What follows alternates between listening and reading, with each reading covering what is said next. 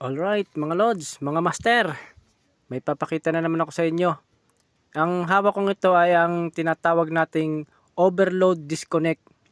Magdi-disconnect yan kapag overload or short circuit ang device na pinaggagamitan yan, na pinagkakabitan. Titingnan natin kung ano ang laman ng overload disconnect na to. Ito ay mayroong 15 amps ang kanyang capacity current. Kaya check natin kung ano yung laman niya sa loob, kasi hindi ko pa rin nakikita kung ano ang laman nito sa loob, kung paano siya nagpa-function, paano siya nagdi-disconnect.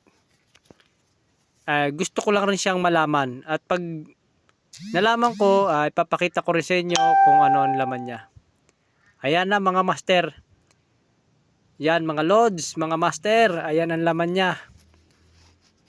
Para siyang thermostat na heat thermostat. Ayan o, yung plate niya. Pag uminit, nagdi-disconnect siya. And then ito namang isa, doon siya nagsi-switching.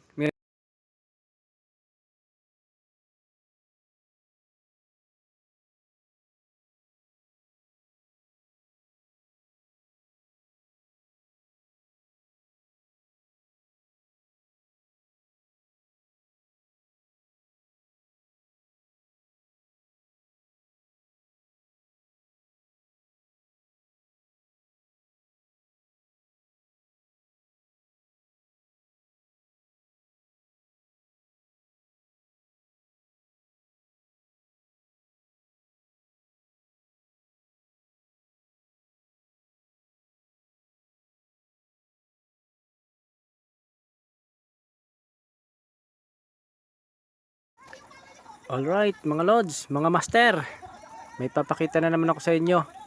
Ang hawak kong ito ay ang tinatawag nating overload disconnect. Magdi-disconnect yan kapag overload or short circuit ang device na pinaggagamitan yan, na pinagkakabitan. Titingnan natin kung ano ang laman ng overload disconnect na to. Ito ay mayroong 15 amps ang kanyang capacity current. Kaya check natin kung ano yung laman niya sa loob, kasi hindi ko pa rin nakikita kung ano ang laman nito sa loob, kung paano siya nagpa-function, paano siya nagdi-disconnect. Gusto ko lang rin siyang malaman, at pag nalaman ko, ipapakita ko rin sa inyo kung ano ang laman niya. Ayan na mga master.